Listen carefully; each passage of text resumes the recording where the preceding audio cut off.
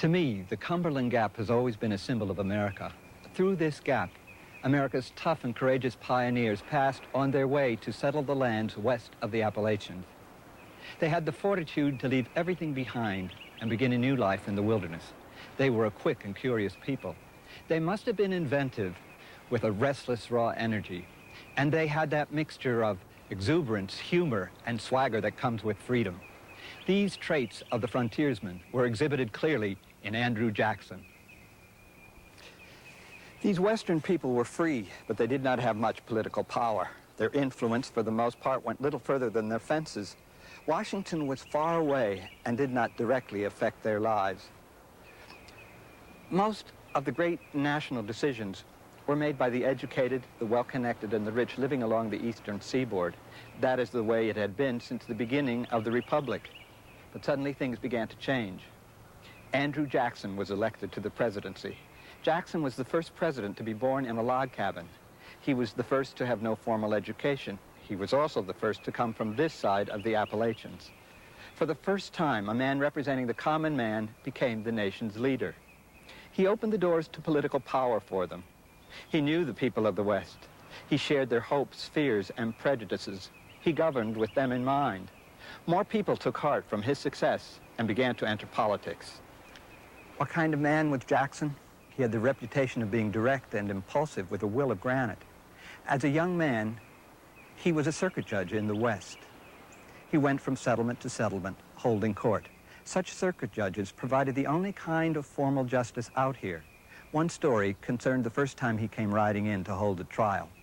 One day, he set up court in a little cabin. He asked the sheriff to bring in the accused, a well-known backwoods brawler named Russell Bean, who was the local blacksmith. Remember Russell? Oh, yeah, old Russell. He was as tall as a sapling, and his shoulders were 2 hoe handles wide. He said he'd be damned before he'd go to court. Kept strutting up and down in front of his blacksmith shop, muttering that they'd better leave him be if they knew what was good for him. Judge Jackson had his court over there in that cabin. Finally got tired of waiting. Arrest the accused and bring him here, he snapped at the sheriff. Well, the sheriff walked out, and everybody waited. A few minutes later, he come back, alone. He won't come, he said, kind of sheepish. Well, send a posse and drag him in here, said Jackson. Well, this time, the sheriff, backed by a group of men, went over to the shop.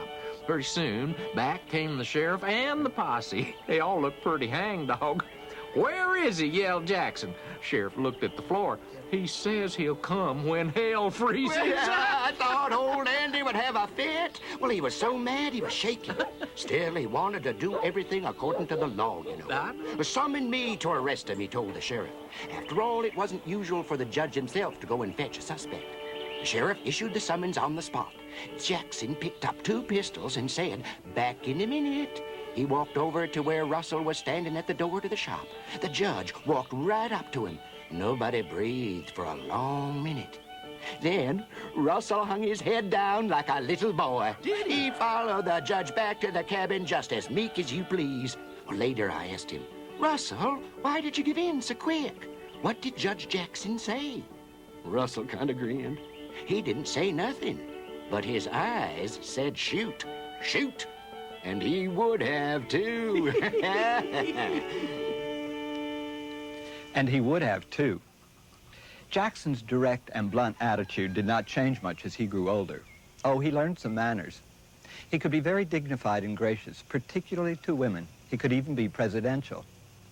But he was also stubborn and sometimes even cruel.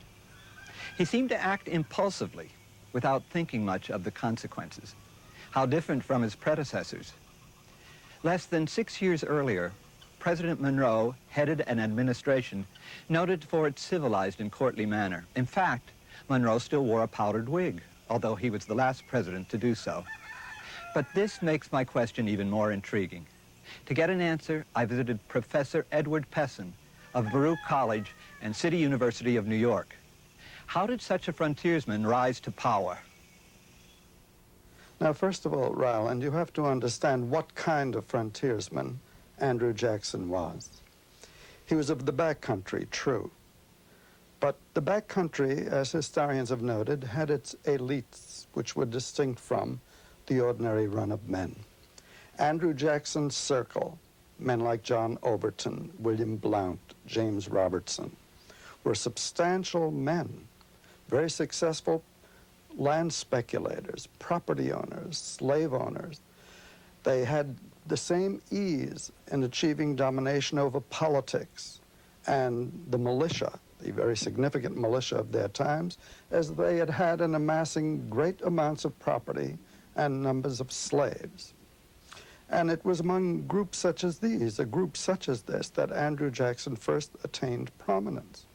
When, as a young man, Andrew Jackson was a judge, he was a kind of hanging judge, death on debtors.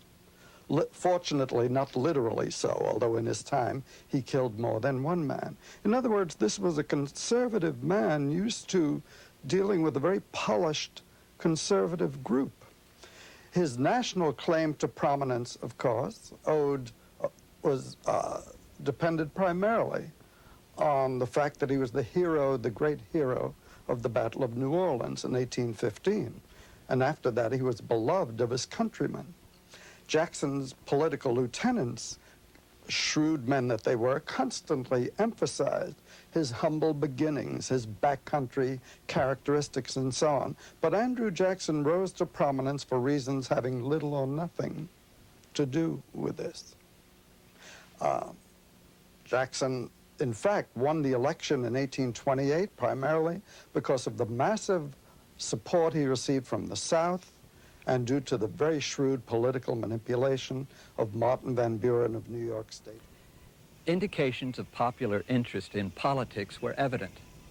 Little villages like this were in a fever of excitement as the election of 1828 approached. It had dawned on people they could make a change.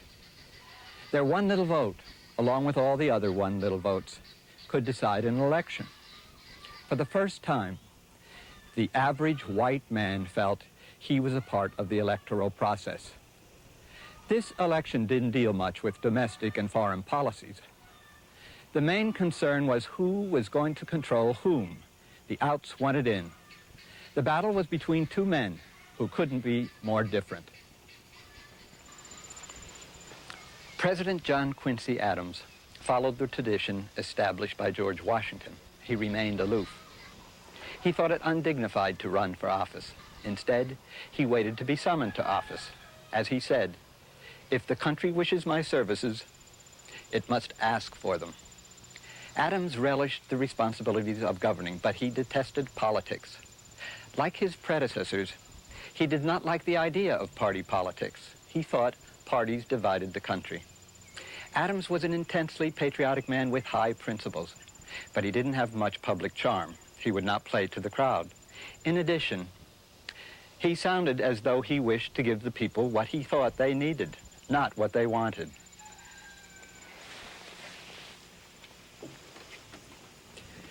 Jackson appeared disinterested on the surface, but he plunged furiously into the plans and projects to ensure his election. He and his friends organized perhaps the first campaign workers in America. They called these workers the Hurrah Boys. Their job was to get people to vote for Jackson. In villages like this, rallies, picnics, and parades were held in honor of the great General Jackson. Speeches extolled his virtues. Posters appeared on walls. The pamphlets distributed bore the general's likeness. For the first time, politics became a participatory sport. Everyone could get in on the act. What a circus it was. Because of Jackson's nickname, Old Hickory, his people planted hickory sticks in villages and crossroads. It was a great campaign idea. The Adams people were dumbfounded. Hickory sticks? Hickory sticks? What on earth have they to do with the great issues of this campaign? Poor Adams never understood what was happening, nor did many dismayed Easterners.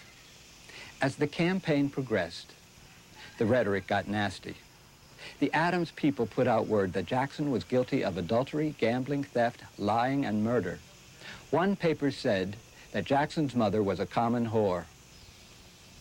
The behavior of Jackson's people was no more edifying. They declared that Adams lived in kingly pomp and splendor in his presidential palace. They made him out to be an unfeeling aristocrat who despised ordinary folk. They also said in a charge that was as wild as it was funny that Adams had been a pimp for the Tsar of Russia when he had served as the United States minister to that country. Most people had a great time. Many people decided it might be fun to run for office. Jackson's fellow Tennessean, Congressman David Crockett, gave some tongue-in-cheek advice to these people. But it is advice which generations of politicians have faithfully followed. Crockett said, "If you want to go into politics, first you must get your name known. Attend all public meetings and get some friend to move that you take the chair. And if you fail in that attempt, make a push to be appointed secretary. And the proceedings of the meeting will be published and your name will be introduced to the public. But should you fail in both undertakings, get 2 or 3 acquaintances over a bottle of whiskey to pass some resolution, no matter on what subject. Publish them, even if you pay the printer. It'll answer the purpose of breaking the ice, which is the main point in these matters. Now, as the election approaches, visit your constituents far and wide. Treat liberally and drink freely in order to rise in their estimation, though you may fall in your own. True, you may be called a drunken dog by some of the clean shirt and silk stocking gentry, but the real roughnecks will style you a jovial fella. Their votes are certain and frequently count double. Do all you can to appear to advantage in the eyes of women. Now, that's easily done. You have but to kiss and slobber over their children, wipe their noses, pat them on the head. Promise all that is asked for. More if you can think of anything. Offer to build a bridge or a church, to divide a county, create a batch of new offices, make a turnpike, or anything like that. Promises cost nothing. Say no to nobody. Get up on all occasions and sometimes on no occasion at all. Make long-winded speeches, talk about your devotion to your country, your modesty, your disinterestedness, and wind up with a flourish about the heroes who fought and bled for our liberties in the times that try men's souls. Sure, people may think you're an empty bladder of wind, but never mind that. You'll find enough of the same fraternity to keep you in countenance. If there's any charity going, be at the top of it, provided it is advertised publicly. If not, it isn't worth your while. None but a fool would place his candle under a bushel on such an occasion. These few directions, if properly attended to, will do your business. And when once elected, why, a fig for the dirty children, the promises, the bridges, the churches, and the offices. For it is absolutely necessary to forget all these before you can become a thoroughgoing politician and a patriot of the first water. Well, doesn't that advice sound familiar? It seemed to work in the 1828 election. It even works now. Jackson won by a landslide.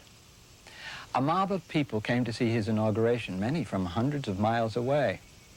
The oath was administered outside in plain view for the first time. People yelled, stomped, hurrahed, so much they hardly heard Jackson's acceptance. Afterwards, everyone went to the reception at the White House. Here is what one eyewitness wrote. In poured the crowd. Men in buckskins and boots trailed mud on the carpets. Boys, women, children scrambled and fought to get inside. Orange punch with whiskey was brought to a table. As people struggled to get near it, glasses and china worth thousands of dollars were smashed. Furniture was wrecked. Finally, the refreshments had to be taken out on the lawn, so great was the crush. But then men scrambled through the windows in hot pursuit. Ladies fainted, children screamed and cried at the antics of their elders. All over the country, the common people were delighted. Their man had won. Adams' people were horrified. They claimed King Mob now ruled. Much of Jackson's success was due to a good organization. I asked Professor Edward Pessen, what influences did Jackson's style and organization have on American politics? A very great influence indeed. Andrew Jackson was an invincibly controversial man. Scholars of the modern era disagree as heatedly over the man as did the people 155 years ago.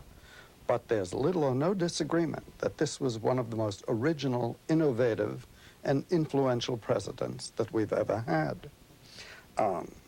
Jackson's great success at the polls in 1828 and again in 1832 taught later politicians the great importance of efficient, masterful political organization on the one hand, and the necessity at times of besmirching both the record and the reputation of one's political opponents on the other.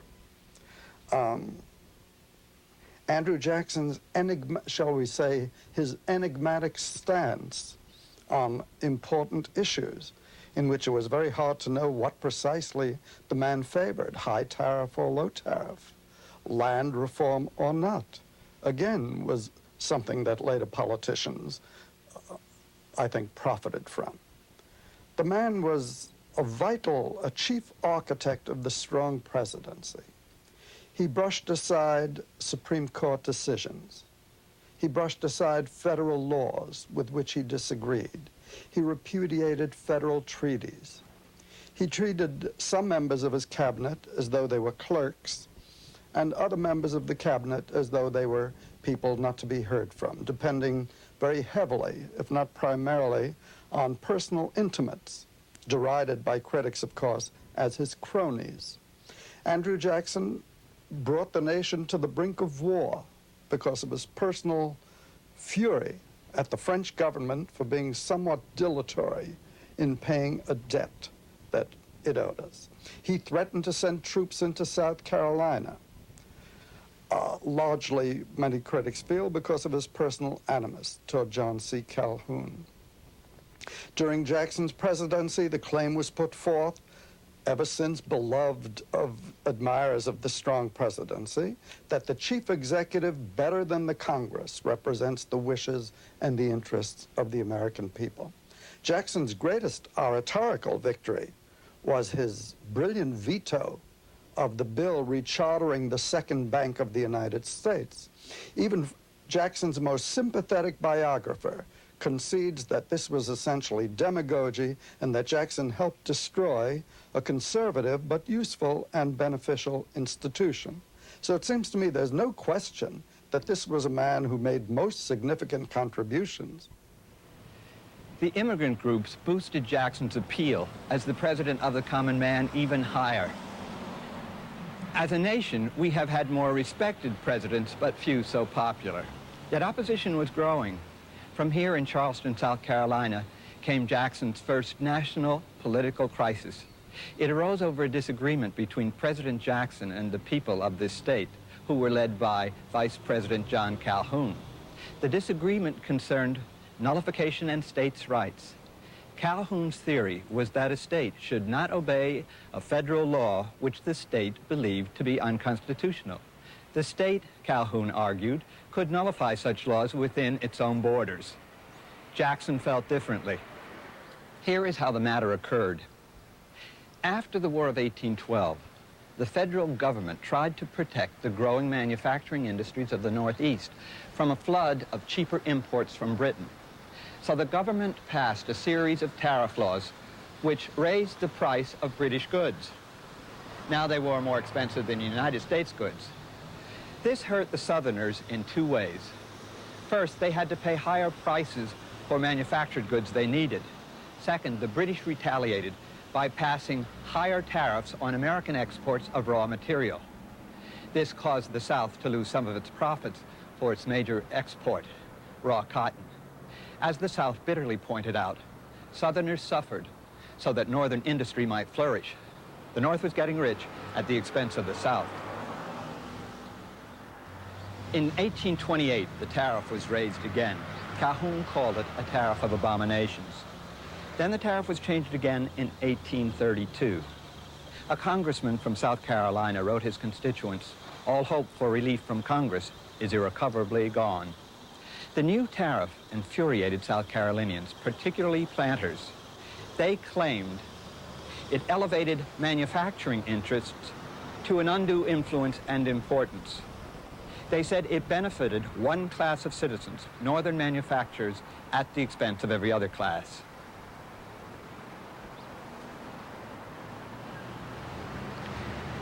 Calhoun claimed this was against the Constitution and therefore illegal. He warned, if the tariffs were not lowered, South Carolina would nullify them. Calhoun maintained that the 13 sovereign states had established the Constitution. Each state was still sovereign, he said. It could, therefore, decide if an act of Congress was constitutional. If a state could not do that, he reasoned, then a powerful federal government could trample on the rights of any minority, in this case, the southern states. As you might imagine, Jackson said this was nonsense. He declared that when the states signed the Constitution, they abandoned their sovereignty to a higher law of the land. South Carolina ignored him and declared the tariffs of 1828 and 1832 unconstitutional and illegal in that state. Further, South Carolinians said that if any federal forces came to collect the tariff duties, South Carolina would secede from the Union. Jackson was furious. He felt personally insulted. He reacted with his usual bluntness and vigor. By the eternal, he said, if one drop of blood be shed there in defiance of the laws of the United States, I will hang the first man of them I can get my hands on to the first tree I can find. Things looked very grim indeed, but then a compromise was reached. Congress passed a new bill that did lower tariff duties over a 10-year period. South Carolina then repealed its previous nullification law. Each side claimed victory. Here in Charleston, a victory ball was held. Every man there declared he was willing to take up arms against any northern invader. Jackson boasted he defeated nullification at its threshold. Calhoun declared with tragic truth that the fight for states' rights had just begun, but the tariffs still existed, even if they were lower. South Carolina still helped pay for northern prosperity. I asked Professor Pessen, why was the nullification crisis settled so quickly? It's a very good question, Ryland, because if you take the bold words that were uttered to the two parties to the controversy, words talking of secession, invasion of a state by the federal government, civil war, it was settled indeed with amazing celerity. Less than 4 months after a South Carolina convention in November 1832 voted nullification, less than 4 months later, Andrew Jackson signed the compromise tariff bill prepared by Henry Clay that to all practical purposes signified the end of the crisis. Clay's tariff measure was overwhelmingly supported by the South. And I think therein lies the answer. Therein lies the clue to the solution of this misery, of this mystery. Andrew Jackson, one must keep in mind, for all of his bold words, was no doctrinaire. A very guileful man who loved to project the image of a naive politician. Jackson understood that what one historian has called his overreaction to Calhoun's position had strained the loyalties of the southern wing of Jackson's party. He understood the necessity to retreat from that position. And for that matter, Jackson shared Southern values. He was for the strong defense of slavery, and he was an opponent of a high tariff that he thought primarily aided the industrial Northeast. Now, similarly, Calhoun was not the doctrinaire that his flaming rhetoric might have suggested that he was. The man still had his eye on the presidency. The man still hoped to succeed in the future, and he understood the wisdom of what might be called pragmatic retreat. So given this realistic disposition on the part of the two arch figures, the arch rivals in this controversy, it was child's play for the masterful Henry Clay to do his thing. Most people thought Jackson had won the nullification battle. This boosted his reputation as the common man who dominated events with his personality and force of character. The years between 1828 and 1845 have been called the Age of Jackson, or the Age of the Common Man. Like many historical labels, these identify rather than describe. Jackson was not a common man. Few leaders of great countries were. Nor did many average men climb to positions of great importance. Important positions were generally filled with the able, the ambitious, and often the ruthless. Nor did equality reign in this period. The rich got richer, and the gap between them and the average person widened. But during those years, average men, because of their political power, became important. They would never again be ignored. On the contrary, they were courted, praised, flattered by anyone who hoped to gain political office. Political leaders acted as if being average were a virtue. The cult of the common man began at this time. But did such a creature exist? Partly. But it didn't matter whether he did or not. As we know today, perception is often more powerful than fact. Even today, when the public is far more sophisticated than it was in Jackson's day, politicians still find it valuable to proclaim from time to time, "I am just a country boy at heart." That was a living legacy of the Jackson period. Modern politicians are still mindful of the Jacksonian persuasion.